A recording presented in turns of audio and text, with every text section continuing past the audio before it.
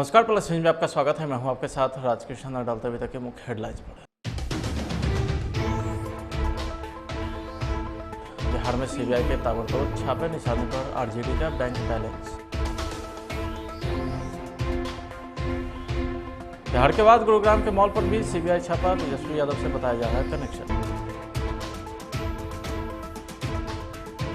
CM Hemant Soren के करीबी प्रेम प्रकाश के बिहार स्थित सासाराम आवास पर भी छापे। झारखंड में छापे के दौरान मिला AK-47। अब खबरें विस्तार से। बिहार में फ्लोर टेस्ट से पहले स्पीकर विजय सिन्हा ने इस्तीफा दे दिया है। उन्होंने कहा है कि वे पहले ही सरकार गठन के बाद इस्तीफा देना चाहते थे, लेकिन उन पर विधायकों ने आरोप लगा दिए। ऐसे में उन्हें इन आरोपों का जवाब देना था, इसलिए उन्होंने अब तक इस्तीफा नहीं दिया था। बिहार विधानसभा स्पीकर विजय सिन्हा ने कहा है कि सरकार ने 9 अगस्त को इस्तीफा दिया। 10 अगस्त को नई सरकार के गठन का न्योता भी दिया गया। नई सरकार के गठन के बाद मैं खुद स्पीकर पद का त्याग कर देता, लेकिन 9 अगस्त को मुझे पता चला कि मेरे खिलाफ सचिव को अविश्वास प्रस्ताव का नोटिस भेजा गया है। इस अविश्वास प्रस्ताव का जवाब देना हमारी नैतिक जिम्मेदारी बन गई। आप सभी लोकतंत्र के सबसे बड़े मंदिर के पुजारी हैं। आप जो अविश्वास प्रस्ताव लाए हैं यह अस्पष्ट है। 9 लोगों का पत्र मिला, इनमें से 8 का पत्र नियमानुसार नहीं नजर आता है। बिहार लोकतंत्र की जननी है। लोकतंत्र कलंकित नहीं हो, इसके लिए हमने इस्तीफा दिया है और इस लोकतंत्र को मजबूत करेंगे। बिहार के अंदर एक नया सकारात्मक वातावरण की अब शुरुआत। लेकिन आरजेडी के भाई वीरेंद्र ने कहा कि उन्होंने अंतिम समय में भी अपना ये नहीं रखा। चलिए, स्पीकर की कुर्सी से विजय कुमार सिन्हा के इस्तीफे के बाद अब डिप्टी स्पीकर महेश्वर हजारी को कमान सौंप दी गई। महेश्वर हजारी को सदन चलाने की जिम्मेवारी दी गई। और नियमावली में साफ स्पष्ट शब्दों में है कि अध्यक्ष जब नहीं रहेंगे तो उपाध्यक्ष संभालेंगे। जब अध्यक्ष ने इस्तीफा दे दिया तो उपाध्यक्ष सारे के सारे काम विधानसभा के देखेंगे। तो किसी के कहने से कुछ नहीं होता, क्योंकि उनके मन में मेरे प्रति पता नहीं, जो सच्चाई बात बोलने वाले हम इंसान हैं, तो सच्चाई बात बोलते हैं तो उसके प्रति उनको ईर्ष्या दोष होगा। और उन्होंने असंवैधानिक बात बोल करके सदन में चले गए। चूंकि मैं दलित समाज से आता हूं, इसीलिए उन्होंने यह चाहा कि इस कुर्सी पर दलित समाज के लोग नहीं बैठे। चूंकि मैं पासवान समाज से आता हूं, उन्होंने इस तरह की बातें जाते जाते उन्होंने सामंतवादी विचारधारा के परिचारक देने का काम किया। सदन का संचालन आप करेंगे ना 2 बजे? नहीं, उससे संविधान में यह नियम ही नहीं है। संविधान में है तो अध्यक्ष नहीं है तो उपाध्यक्ष रहेंगे। तो सदन का संचालन 2 बजे आप करिएगा ना? सदन की संचालन सारे के सारे जितने भी अधिकार थे अध्यक्ष के सारे उपाध्यक्ष में नियुक्त हो गए और उपाध्यक्ष सारे के सारे काम करेंगे। जब तक नए अध्यक्ष की नियुक्ति नहीं होती है, जब तक नहीं बनते, निर्वाचन नहीं होता है, तब तक जो उपाध्यक्ष है वही करते हैं।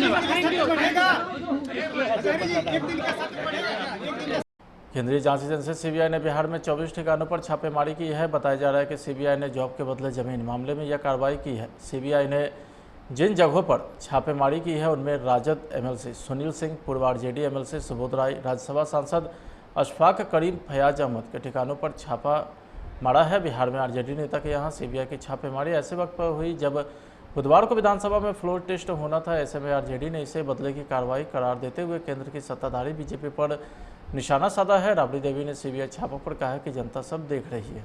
चाहे वो माननीय एमएलसी सुनील कुमार सिंह के यहाँ हो, आफाक करीम साहब के यहाँ हो, फयाज अहमद के यहाँ हो या सुबोध राय जी के यहाँ हो, ये सब छापेमारी डराने धमकाने की बातें हो रही है और इससे डरने वाले कोई नहीं है। आरजेडी महागठबंधन के कोई भी कार्यकर्ता और नेता इससे घबराने वाला नहीं है। क्यों चुना गया आज तो फ्लोर टेस्टिंग? इसलिए कि आज यहाँ फ्लोर टेस्ट है और हम 134 के संख्या में है और वो 64 के, और वो हमको लगता है कि वो अकेले पड़ गए हैं और हम सब एक हो गए हैं। महागठबंधन सब एक हो गया है। 164 शिकायत हुई है, जो आरोप लगाए थे वो तो साथ में है ना?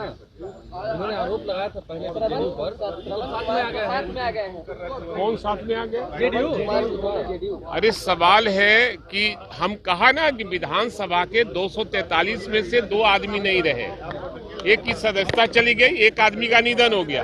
तब 241 विधायक में 241 विधायक में 164 विधायकों की सरकार हमारी है, इसलिए ये घबराहट में सब काम कर रहे हैं और पब्लिक है सब जानती है। अरे हम लोग तो जीत गए तो जीतना क्या है। छापे के दौरान सुनील सिंह अपने आवास के बालकनी में नजर आए। सुनील सिंह आरजेडी के कोषाध्यक्ष और बिहार विधान परिषद सदस्य है। सुनील सिंह को लालू प्रसाद यादव का करीबी नेताओं में शुमार किया जाता है। तेजस्वी यादव के भी भरोसेमंद माने जाते हैं। बिहार के आर्थिक फैसलों का सेंटर माने जाने वाले बिस्कोमान भवन के सुनील सिंह के तीसरी बार अध्यक्ष है। बिस्कोमान भवन को कमाई का अड्डा माना जाता है।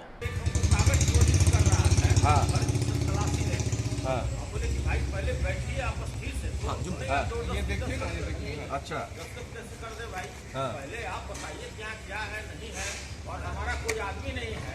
आप अगर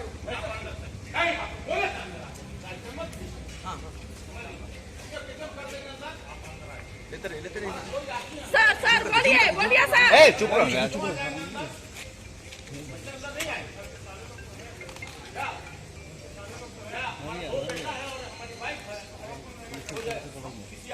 देखेंगे ना, बुलाएंगे ना, जल्दी बिहार पुलिस को बुलाइए, उसके साथ कराइए, उसके सामने कराइए। थाना को खबर करना चाहिए। थाना को बुलाइए भाई। आपको लग रहा है कि ये जानबूझ करके 100% जानबूझ करके, कोई मतलब नहीं है इसका। कौन नहीं जानता है भाई हमारे बारे में? चोरी चमारी करते हैं क्या? आपके ऊपर क्या आरोप लगा रहे हैं ये लोग? क्या मिलेगा क्या सुनील जी आरोप आपके लगा पास? रहे हैं? हम बाहर हैं। सीबीआई ने आरजेडी के पूर्व एमएलसी सुबोध राय के घर पर भी छापेमारी की। लालू प्रसाद यादव के परिवार के करीबी माने जाते हैं। सुबोध राय हाजीपुर से आते हैं और यादव समुदाय के दिग्गज नेता है। सुबोध राय इसी साल वैशाली सीट से एमएलसी का चुनाव लड़े थे, लेकिन एलजेपी के कैंडिडेट से हार गए थे। सुबोध राय को आरजेडी के जोड़ने वाला नेता माना जाता है। अब सीबीआई के रडार पर आ गए हैं। कौन लोग हैं ये लोग? अच्छा हाँ पहले बैठिए आप फिर से ये देखिए। अच्छा हाँ पहले आप बताइए क्या है नहीं है, और हमारा कोई आदमी नहीं है। आप अगर कर देंगे अंदर।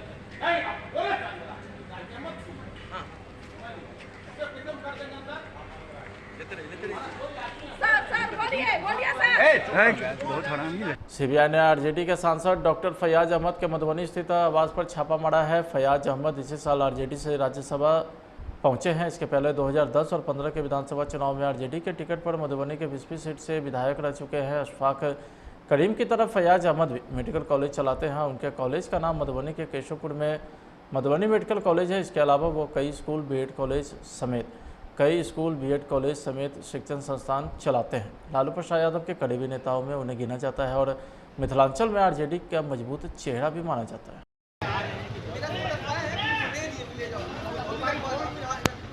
अच्छा, ये किस मामले में छापा मार रहे हैं? किस मामले में छापा मार रहे हैं? किस मामले में छापा मार रहे हैं?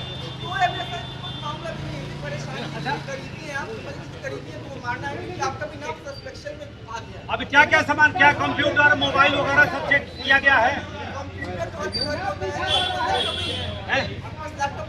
ये तो वो ले लिया गया है, लैपटॉप ले लिया।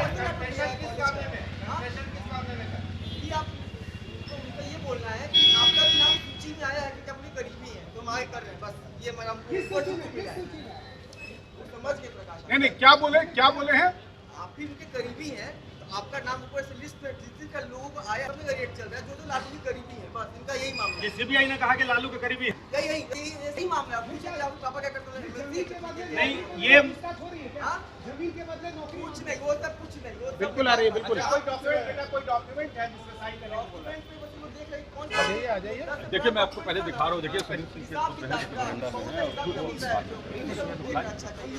डरवाने के लिए, चूंकि महागठबंधन की सरकार बनी है और आरजेडी के प्रमुख नेता हैं, तो हमको लगता है कि डरवाने के लिए मामले में छापेमारी हो रही है? अब किस मामले में हो रही है हमको नहीं पता है। सीबीआई है, ईडी है? नहीं, हमको नहीं पता। आपको क्यों लगता है सर कि राजनीति की वजह से हो रही है? क्योंकि ये तो सहकारिता के नेता हैं, साफ सभी के लोग हैं और शुरू से आज तक इन पर कोई दाग नहीं है और हम लोग जानते हैं, व्यक्तिगत भी इनको जानते हैं।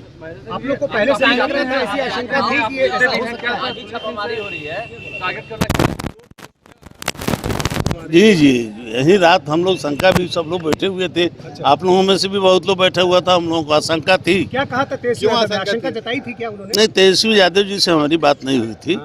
हम लोग अपना 5 गो विधायक MLC बैठे हुए थे। अच्छा, तो कोई खेला होगा इस बात की हम लोगों को मैंने एहसास था।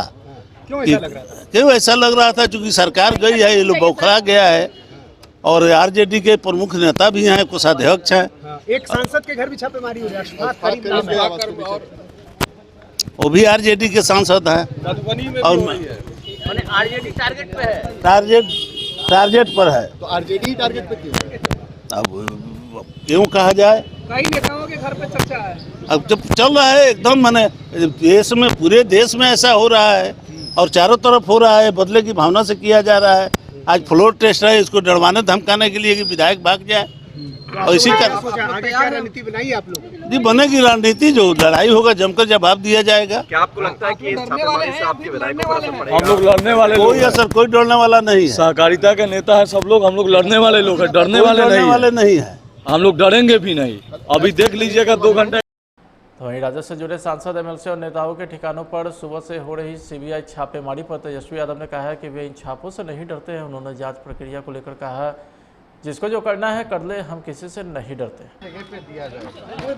और कुछ घंटों की देरी में इसको जो करना है वो तो करेगा ही, लेकिन हमको जो जवाब देना है वो सदन के अंदर जवाब हम देंगे और बखूबी आप लोग तो सब लोग रहिएगा। आपको अंदेशा पहले से था, क्योंकि आपने सतर्क भी कहा था रहने के लिए। आपको नहीं लगता है? चलिए अब आज ही मत सदन में सबका जवाब अंदर दिया जाएगा, धैर्य रखिए। अभी तो उन्हीं लोगों का चलाइए ना भाई, क्या दिक्कत है? चलवाइए पूरा एक बार। अरे भाई 100 सुनार का 1 लोहार का।